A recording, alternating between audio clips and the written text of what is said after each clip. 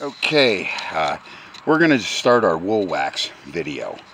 I'm broadcasting to you from my hillbilly mansion here next door to another nightmare city. Thank God I'm on the outskirts. Had a lot of ruckus going on. Let me explain about this product and first of all how I use this, okay? I take reducer, paint, urethane reducer, and I'm rubbing this tank down with this. These are your critical areas. You see how you have a separation in that seam right there? More quality. This tank was in Taiwan. So this product pours out of the bottle, and I don't care if you pour it on here, okay? And then you take it and put it in there. It ain't gonna hurt. It's a fuel tank. Now this would look nice on that nice black frame, and we'll show you how the frame is turning out. We're waiting for the spring hangers. We found out some of you guys might not be able to get a spring hanger bolt out, and after you cut it and you knock it out, it'll knock itself out of the bushing. This truck was evidently in an accident, and this is how I was suspected of that all along, because these are vinyl decals with that. This was something off the internet. I've seen these on the internet. So somewhere along the lines, okay, it twisted the bolts in the hanger, and in the bolt on the other side on the top was bent. This is how you can tell it was an accident. This bolt was bent on the top, and then going on the bottom, okay, where the shackle would be, that bolt was bent. See? Now this is what I'm going to explain about Woolwax, because you can see it on my finger, and I actually kind of did that on purpose. The Frankenford, if you can see, this bed's a little tweaked. There was a fifth wheel mount on the old frame, and they bolted this bed down, so they twisted it a little bit. So now I've got to straighten this bed out. How I'm going to do that, I might put a shim. It's bent down on this corner, so I'm probably going to put a piece of 1/4 inch or 5/16 steel in there. I'm just not going to get into that right now. And then I'm going to explain about a nightmare in the box. But let's get back to Woolwax. See, like this comes with the straw on the can. What I did was I shot the inside of the doors, the back doors. The front doors are shot. There's no saving those unless I cut the bottoms off, and then we'll wax them. But you see, I was able to get in here. We're going to tape that critter back up, and I Woolwaxed inside there. That Woolwax goes a long way inside that door. So that's how I use that product, is for spots I can't really reach, but then they make this in a gallon. So if I'm doing inside a frame, I'm going to use my hoses with my blaster gun. And that's how we're going to apply the other Woolwax. But this stays wet. So you see, you can get it on your pitties. So that's why they make products like this. If I'm going to do anything with a part I'm going to have to remove again, it's not going to be with this. It's going to be with something like this that dries, okay? You can put this even right over primer, and this stuff holds up for a long time. So it's good for hangers and stuff that you might have to remove again. But you can also use this under that RP342. So I'll shoot these what I call the critical areas with a coat of prime, and this will bond real nice to it. Now this does not dry shiny, but I'm going to shoot the RAPTOR liner on this tank. These tanks, a good decent tank like this that's with a prime coat, they call this anodizing, believe it or not. Get a primer tank, because you can get stuff to stick to it. You're not going to get one of those Cosmoline pigs in the box, okay? So this is how I use these products, okay? You can squirt this on a frame right out of the spray can or out of a blaster gun, and it works. But I use a combination of parts when when they're removable parts, and I might have to work on it again. Outside of suspension, I don't do too much of that, but since that experience at Jack Williams with that retard that left the bolt sticking up, I don't know if you caught that one on Holly Ann when I was building that truck, and I'm trying to fine tune, and I'm trying to work on that truck and get it that it is right now a very desirable truck if you like loud mufflers, and if you like a hard shifting transmission, those C6s. I'm going to try to get a different valve body. there are different applications for these products, okay? So if you're going to have to handle something again, do it, because let me get this. When you just take something out of a box and you install it, this is what happens to it in just a matter of no time. Because of the cheap crap that it's made out of, you're buying yourself, you're actually investing in your time, your truck, your wallet. You're investing in yourself when you use these products. Do I like the price of the products? No, but I like what they do. And just so you know, good things are not free. Mom and Dad probably taught you that.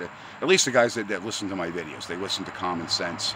And a lot of them, they're not dummies, okay? They bring stuff here because they have a full-time job, and trying to rip some of this shit apart, just like getting those twisted bolts out of those spring hangers.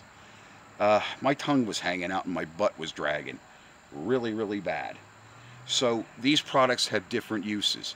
Okay, you can get a gallon of Woolwax or fluid film, okay, and you can use those hoses, go inside and up in your frame. When I have the bed off, I can hit it with that RAPTOR liner, and then I can put a urethane, a clear urethane. I have high yield stuff that I use. I have some really high speed shit, because that short bed truck, in another 20 years, that thing's going to be worth a small fortune. Even if it has a little bit of rust, it's going to be worth a small fortune. And I'm telling you people, are these trucks going to be all original? No, because that truck has a sister that's coming here, and, you know, in the future. Okay, but right now the guy has a need. I'm going to trade it. I'm going to get my buddy a bed. I'm going to talk him into another $200 bill out of his wallet ASAP, and I need it as in yesterday. I have a line on a bed, and I'm going to get it one day. I don't know what day I'm going to get down there, but it's going to be, well, the guy's scrapping the truck. A tree fell on the front of it. Another tree victim, imagine that. With this UV drying the tops of these trees out, there's going to be a lot more nice vehicles in nice shape, but the cab is pretty much junk, and I'm probably going to give him a few dollars for the doors off of it, but he needs some work done for me, so we're probably going to trade it off. So I think Slippers, I think he's going to make out in the deal. He's actually going to be the king sheep in this deal. All right, so think about the uses. If you're going to have to take it apart maybe one day again, maybe put a fuel pump or a tank in, you don't want a greased pig and that shit all over you. So there are products that dry, hard on, RP, and you can use a combination. You can RAPTOR liner it and put this on it, because that's basically what's going to happen to that tank. Okay, I'm going to prime it. I'm going to use that hard on in the critical areas, especially here. We're going to take you off the camera mount. Okay, let's get rid of this stuff. Now I'm going to show you another spot on these tanks, and any one of you guys that have done one of these tanks, anybody that's ever done one of these tanks knows right where I'm going to show you where the rust grows, besides where the strap areas are. This is your area where you want the hard on and the RAPTOR liner to really be there, but this area, for some reason, with that strap, that hanger, and that frame gusset, this area rots out really bad on the tank. So hard on this, and you guys all know around this, you see that? That rots out, and always down the front of the tank. Okay, if you've ever taken one of these tanks out, don't just buy a tank. Don't start coating your tank and wasting a whole bunch of material. Take your tank out of your truck, because it might be a different model truck. I know where these GM and Ford tanks, I know where they rot right out, the metal tanks. A lot of them nowadays, they have plastic tanks. You don't have to worry too much about that. But those frame supports, just like you see, and I coated that one on that truck, they go. The back end of that truck that had to get cut out, that was rotted, but it ain't gonna rot no more. So those are those products and the uses of those products. Don't be afraid to use a combination. Yes, it costs money. Maybe you're gonna have to go ask Mama to let a few more pennies out of her piggy bank, or maybe clobber it over the head, or her, whatever you gotta do. Now let's talk about my nightmare in a box, what went on here, okay? Let's talk about my nightmare in a box. This is a company I relied on for the last probably 45 years. They've been around a long time, you see that? You see, they used to have high leg, the high leg shock, and then they made their own shock. You see what I got is those cheap Chinese bushings. And I called them up and called them every name, and they gave me a nice refund. Okay? I want to show you something, the other part of this kit. Okay? This is a powder coated. And I have these 40 years old on some of my trucks, especially my dually. Okay? I've used super lifts since I'm a kid. I found that exhaust. Whatever went by. Oh my God. Another stinky pig. I've used this company's products since I'm a kid. And on my dually, and I have another 90-ish Chevy with the dual shocks, the dual shock steering stabilizer, because I think I have 36s on that. It's a massive truck. It just sits. It's just for nice. And my dad actually built part of a carport out behind the main barn just to house that, because he likes the truck. It does bring business to him and me. Let me tell you something. I think this stuff's made in the other fucktardistan in Canada. I hate to say that in my Woolwax video, but they can edit that out if they like. I think that part is made in Canada. And as I said, I've never had one of those parts rust away. I don't know what that metal's made out of, but at least it is powder coated, because you take a lot of that rough country and Rancho stuff out of the box. Rancho, I wouldn't object to their steering stabilizer shocks in that box. And if you look at the Woolwax commercials, or not the Woolwax, the Superlift ads, you see the white Superlift shock with the Superlift sticker on it. And you could tell those were a black urethane bushing. How did these products come apart, like off-roading? Where did they get those ideas for urethane bushings and stuff like that? Well, that came from aviation. Those cars are built much like that today, with those big A-arms, the big independent suspension. That's because they were using shock absorbers out of airplanes. So they had to build a tall shock mount, but then they also understood that if they built that vehicle a little bit wider, that buggy, and they used that shock absorber control, if they used that vehicle was stable on the road, very stable. And you know, when you're doing jumps and you're going over sand dunes, a lot of stuff in racing and came from automotive to aviation, aviation to automotive. There's a lot of parts in an airplane that are just like the parts you use on your truck. Although some aircraft, like my old American, that's a 48-volt aircraft. Okay, some of the real old stuff is 6 volts. There's very few, I wouldn't say, I've seen 12-volt aircraft. Cessna is one of them. But North American, they used a lot of 48-volt, because they had a lot of surveillance technology built for those planes. Believe it or not, those 1960s American planes, they use those in Vietnam for surveillance, because they're very fast, especially with the V6 motors in them, and they just go like hell. And they're so small they're barely detectable at altitudes on radar. But if you have a spy unit on the bottom of that plane, you got it. So that is concluding my video. Yeah, now I gotta tell this guy he's gonna owe me more money, and I hate like doing that shit, but I'm not putting that on the truck, and I'm not paying for it. This is not my fault. I'm getting another miserable Chinese and Mexican surprise out of a box every other day, and the shit's got to stop. My shit filter is full. I love doing this. I've loved doing this since I'm a kid, and I always dreamed that when I retired, this is what I would do. And do I make a lot of money at it? No.